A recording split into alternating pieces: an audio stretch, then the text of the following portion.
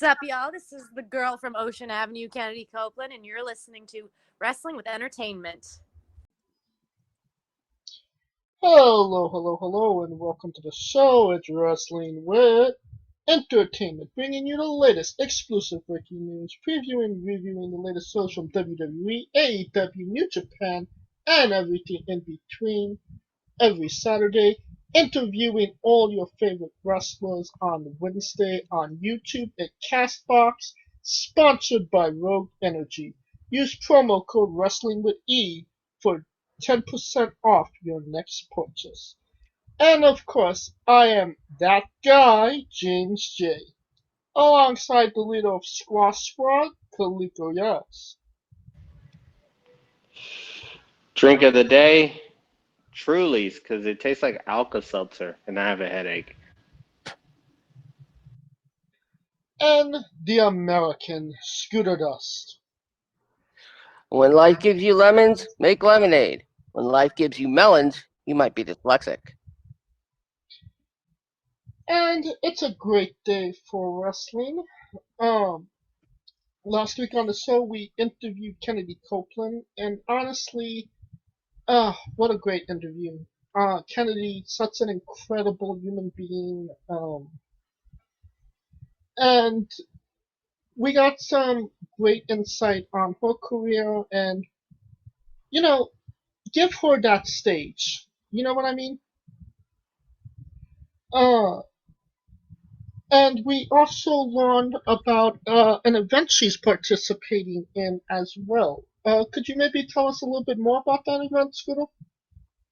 Yes, that is the mental health awareness soiree, as some are calling it, an event for basically to benefit the Trevor Project and the second floor hotline. Yes, Chad's Spectacular Soiree, awareness for mental health. H2O Wrestling Center, Williamstown, New Jersey, Sunday, May 2nd. Donation money goes to the winning team's charity, as well as a number of profits. Chad, being H2O's ring announcer, putting together a team to go up against my personal friend, Larry Legend, and his team. For Team Larry, of course, Kennedy Copeland, the first announced, along with Frankie Picard and Corinne Mink, against Team Chad's team of Stan Styles, Devin Moore, and the hardcore icon for the new generation, Jeff Cannonball. That's going to be brutal, and there's still one more person announced to come for each team, I believe. But either way, both charities are worthy of any donation. The Trevor Project and the Second Floor Hotline do great work, and I mean, there's not much else to say. Contact Chad Spectacular at Chad Spectacular on Instagram and or Twitter. Bryce Harris on Facebook. Tickets are only $15 if you're in the tri-state area. Come on down to Williamstown and support mental health awareness and get entertained at the same time. Oh, absolutely. And even if you're not gonna be at the show or can attend or whatever, again, $15. Buy a ticket, support mental health. Everybody wins. I'm also hearing that this may be a secret live stream on IWGP. Oh, sweet. And Can't confirm that. I think we might be a little bit partial to Larry Legend's team as well. Definitely going to support Kennedy Copeland on that. Next week, Cinco de Mayo show. Mama Shango. Sponsored by Hellman's. Damn, we wish. Another great interview. Somebody that's not currently wrestling, but with a good reason not to be wrestling. Say it correctly. I'm not saying anything. All I'm saying is that Mama Shango might be living up to her name right before, maybe right after the interview debuts. Yeah, she's our first parent to be. Yeah. And our first parent at all. We haven't. Our first. I think we have some parents. Did we? Dio had two daughters, I believe. Theo has two daughters? Really? That's what He's young. That's what he told us. That's right. He did. Yes, he does. He does. I completely forgot. Yes. What? Not somebody that was currently having a child while talking to us. So that's definitely. Yeah, pregnant. Due any day now. Yeah, that part. And of course, I lost money betting on if she would go into labor during the interview. Yeah. Did not happen, unfortunately. That would have been cool if it did. So somebody that is not pregnant, Travis Huckabee will be on the show Wednesday, Wednesday, May 12th, a day before his birthday. So we caught him on a great day, didn't we, guys? Yes, we absolutely did. And I hope he's not pregnant. I mean, if he did, he's got $1 billion coming his way. I know. Like, that would be some crazy genetic bending stuff right there. And I always say this, it's a great interview. Some of our best road stories we've had on the show up until this point. No, guys? Oh, he is literally littered with stories. Like, I feel like we should just pay him just to tell his story. Then we'd be a literary agent in a publishing company. Yeah, see? Didn't be. And that's when the big bucks start rolling in. And celebrate the anniversary of and find out which My Hero Academia character Love Doug is. That is a great freaking story. The greatest analogy in wrestling and entertainment history. Yes. And May 19th, the anniversary of Undertaker and Kane's parents dying in that horrible fire, we celebrate with having Jules Malone on. Another incredible interview. Well, I think we could sum it up in 2 words. Vagina staples. Yes, stapled vaginas. Yep. I don't think more needs to be said. Once again, Mama Shango coming up this Wednesday. If you're having your doubts on if you want to listen to the interview or not, don't take our word for it. Listen to this clip. But one song in particular that gets me moving every single time I hear it, and apparently when I was younger, this was the song that used to make little Mama Shango at 2-3 years old get up and dance. Don't judge me, y'all. You ready? Yes. Never Gonna Give You Up. It's my song. That is fantastic. Yes. If I had to pick a song, yes, that's my life song right there. Never Gonna Give You Up. But are you saying your whole life was a Rickroll though?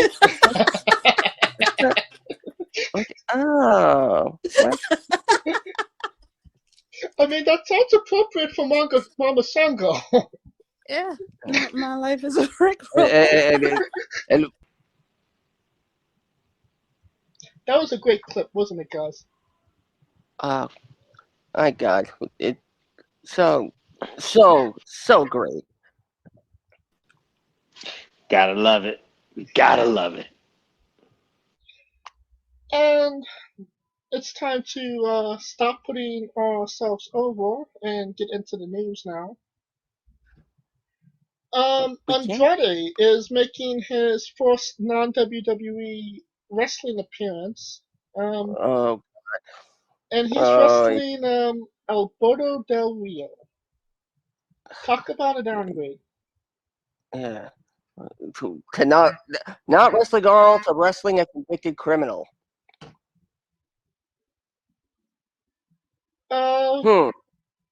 That's a big teeter-totter, isn't it? I mean, it's Texas. You can't get more Texas than that. Well, Yeah, and you know, the interesting part about this is you would think maybe Charlotte would stop him from doing this, considering Del Rio's a Patron, really, history with Paige. Charlotte. Yeah. I totally forgot about that. I totally forgot. wait a minute. Del Rio had a relationship with Charlotte? Yes, Eskimo Brothers. Del Rio was dating. Yeah, there was a Paige and Charlotte was fighting over Del Rio. I never knew that. Del Rio was a pimp, man. Hey, whatever you say, he's criminal, but he's a Rico Suave criminal.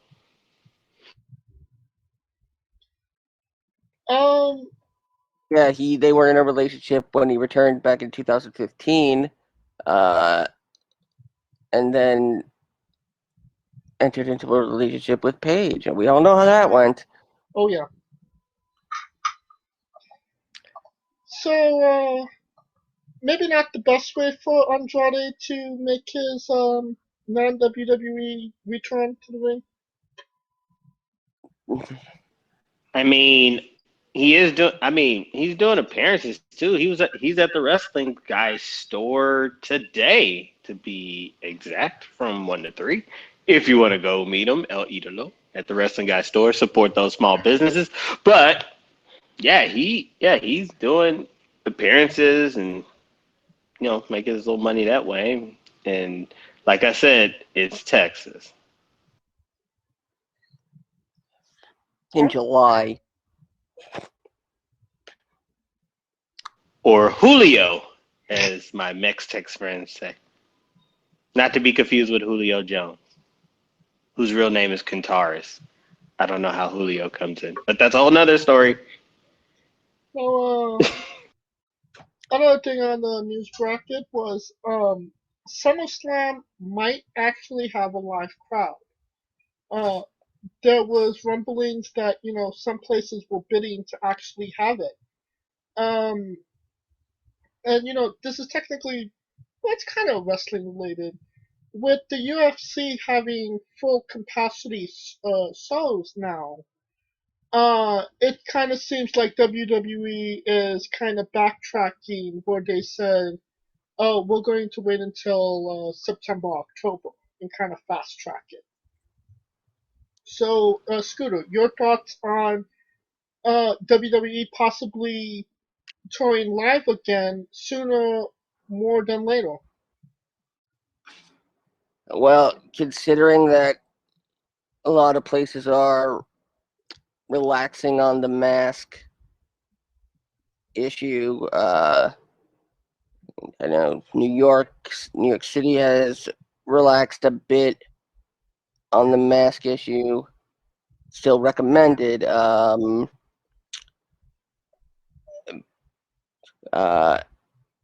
It looks like it would be Phoenix or possibly even in Texas, just like next year's WrestleMania.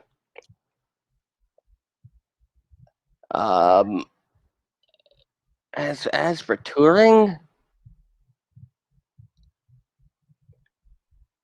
I mean that's always going to be up in the air because that's going to limit you really to certain places if their regulations haven't relaxed.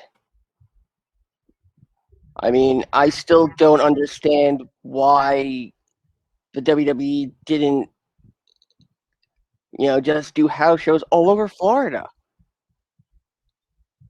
Because you're going to attract the same crowd.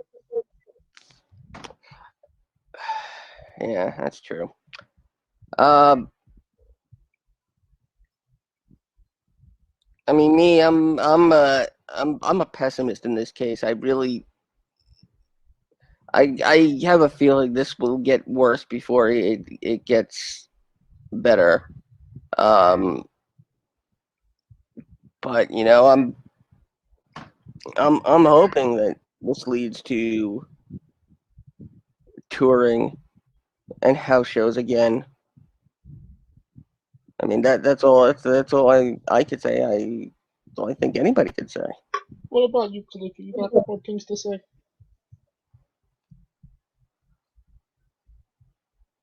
Well, I kind of figured they were going to go do that, but I think it was going to be better off for the bigger shows because it makes sense for people to come to the bigger shows, right?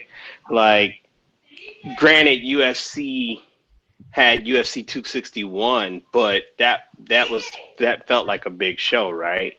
Like, I don't think their next fight, which is today, has a live crowd. So it's mainly for those things where it feels of importance, right? The draft is now getting a crowd back, so I don't see regular shows going back to that yet because different states, different laws, and you don't even want to have to deal with that. But I could see SummerSlam, Survivor Series, Royal Rumbles, those type of events where traditionally it felt important. And honestly, I think that would be better for a show like Survivor Series because it feels like Survivor Series kind of be like on the afterthought. So for Survivor Series to have that crowd, I think it would make more sense, especially if they keep it in a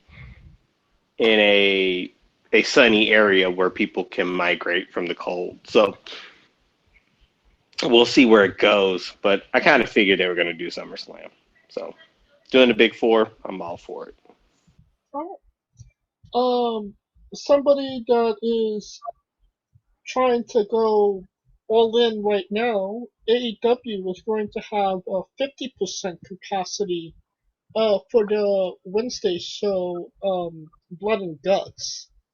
Is this maybe too much too soon, or do you think they could do it safely without issues, Scooter? They could probably do this without issue. I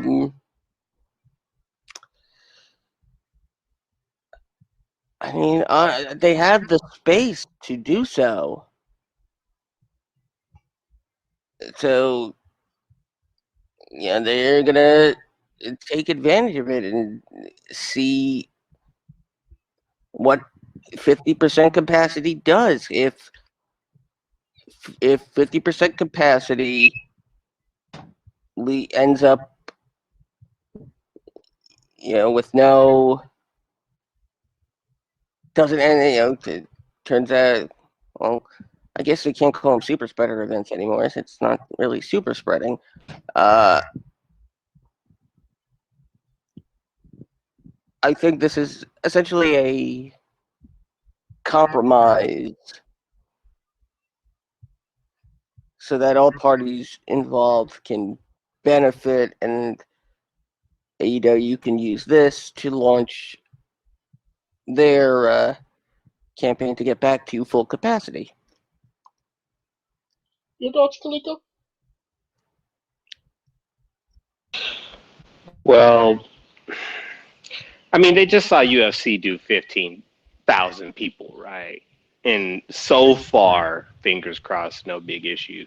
And then they just saw WWE do 25,000, along with the Super Bowl doing 20,000. So it's possible. Just being due diligent about it, and from a personal experience, when I did go to WrestleMania, they made everyone fill out their health screening forms via the app. So in order to even get in the building, you had to have filled that screening out. So I mean, they could do something similar to where they push an app where people have to fill it out prior to, and then, kind of like weaving it out a little bit. Is it 100% foolproof? Nothing is, but I mean, it won't hurt to get more people in, given if they are cautious with it. So, But I could just imagine we get a story out of this. Somebody's going around in the crowd saying they got to check people's temperature, and they got to do it rectally. And then Tony Khan says, "We didn't hire anybody like that." No, Billy Gunn, what the fuck then are you doing? I apologize in advance then, if that's the case. There's I'm no sorry. There's no apologizing for me.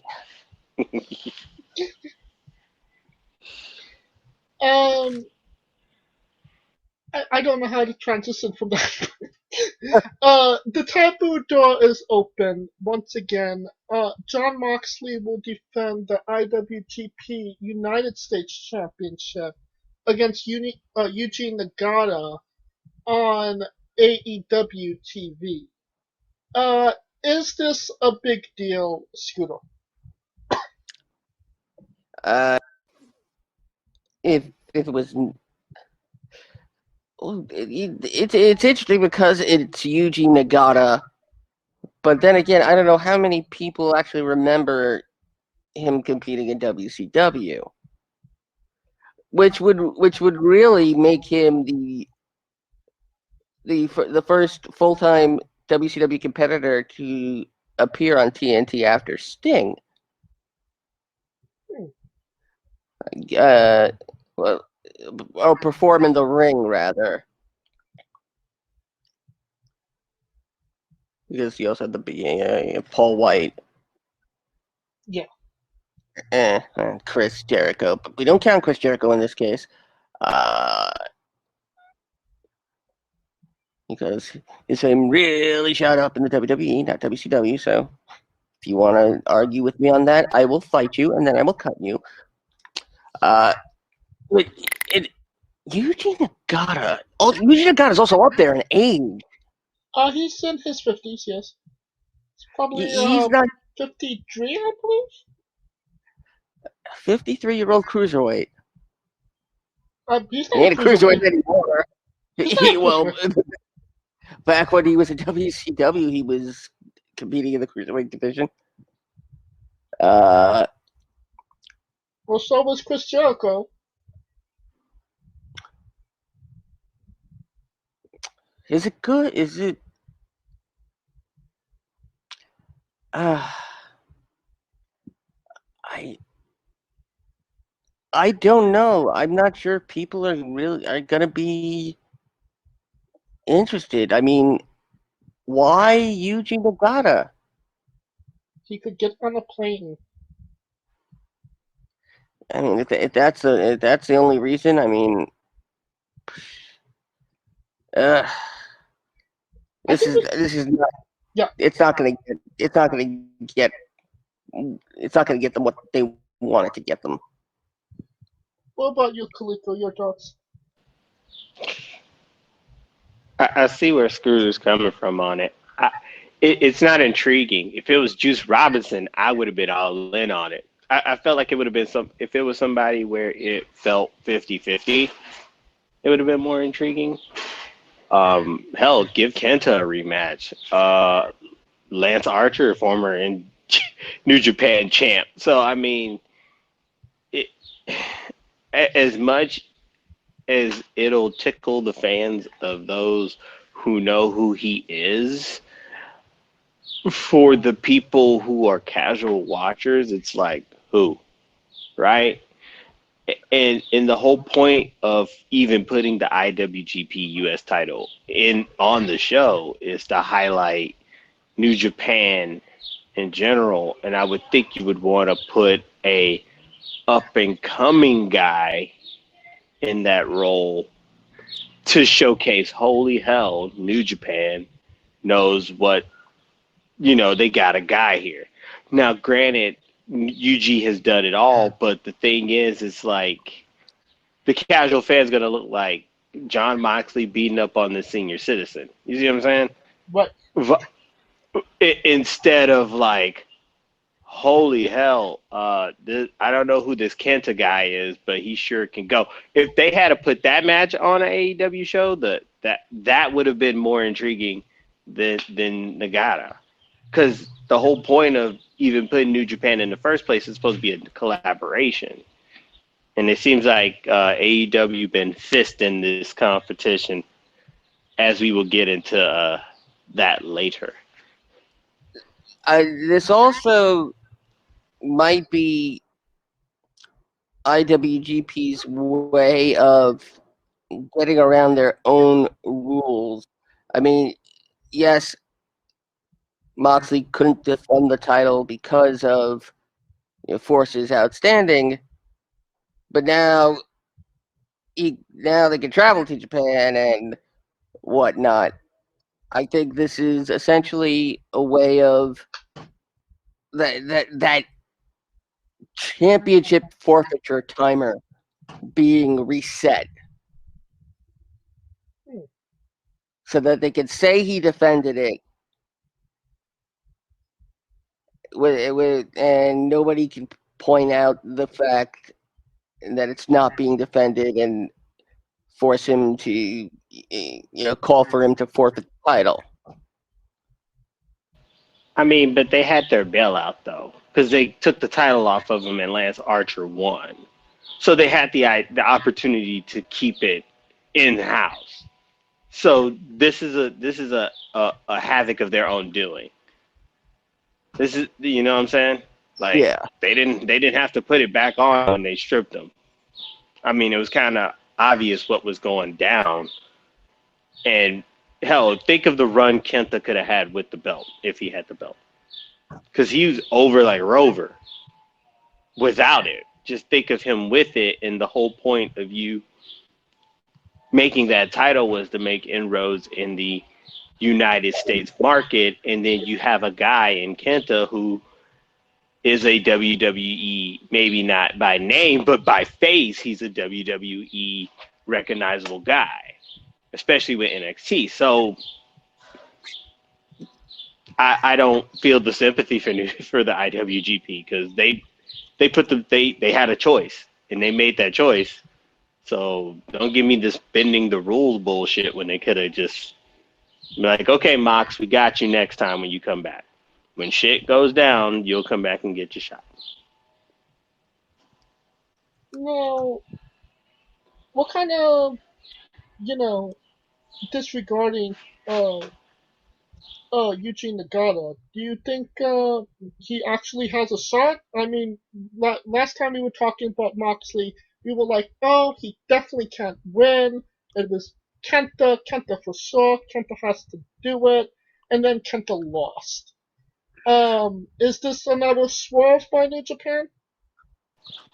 No, because if that was the case, we were thinking Kenta was going to win due to the fact that eventually the belt has to come home. Like, the belt is Eliana Gonzalez, and New Japan is literally trying to get their baby back. I don't know if they care about getting their baby back, but it. I mean, if it happens, it's the biggest upset ever, and Yuji's gonna take it home. But what is he gonna do with it, right? Like, that's the biggest question that needs to be asked. Because it's, okay, Moxley lost. Then what? Now what? That's why I say Moxley's going to win. Alright, I think that will conclude our news for this week. Hey, folks, this is the Colossal Mike Law, and you are listening to Wrestling with Entertainment. Enjoy the show. Support these guys. We appreciate it very much. We'll see you at Rickside. Rogue Energy, the only gaming drink company in the world with 4 unique product lines to suit your task at hand, whether it be juices, shakes, smoothies, and everything else in between. Their low-calorie, no-sugar energy formula is the perfect alternative to sugar-filled canned energy drinks and sodas. Their extreme formula provides the most energy, focus, and sports performance possible.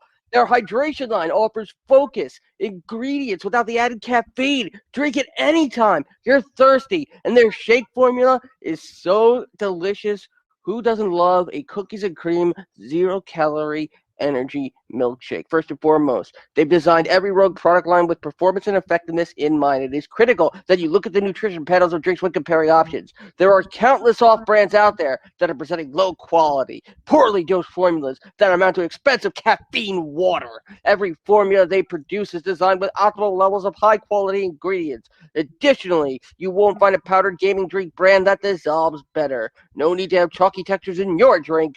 Their taste profiles are unmatched, specifically designed for gamers, athletes, students, entrepreneurs, people with hectic schedules, individuals with low energy, podcasters who can't shut up, people who are health conscious, and so much more. Great as both a pre-workout and as a coffee energy drink replacement.